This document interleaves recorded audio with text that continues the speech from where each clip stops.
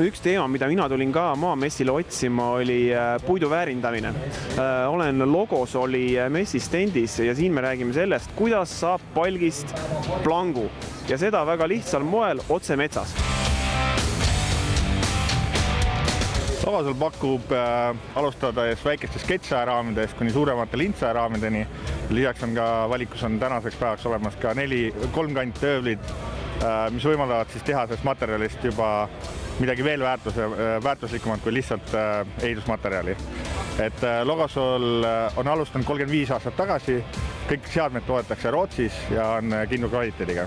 No nendel, kes ei tea, mida tähendab ketsaeraam, mis on? Ketsaeraam on võimalus kasutada omaenda mootorsaagi näiteks metsas, et toota lauda, russi, mida iganes.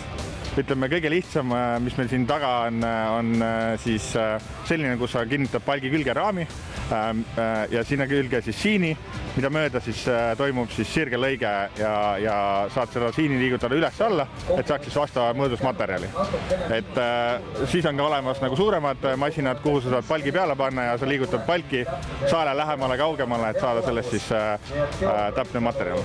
No selge on see, et tööstuslikku tootmist sellega ei tee. Kes sellise saeraami klient on? Erametsa omanik ikkagist, et see ongi see Logosoli lahendus on niivõrd hea, et sul on võimalik osta kõigepealt nagu väiksem saeraam, sinna lisada juurde vajadusel, kui sul on rohkem lõikeid juba lisasid, mis teevad sellest kiirema ja täpsema masina, et iga erametsa omanik peaks mõtlema selle peale.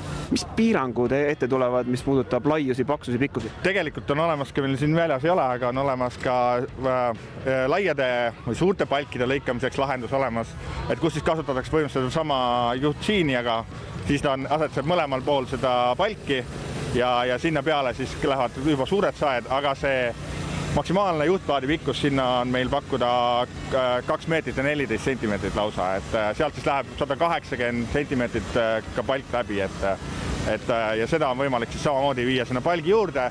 Selliseid suuri notte on väga raske transportida, et saad selle ära viilutada seal koha peale, ja see materjal on juba väga kõrge sinna.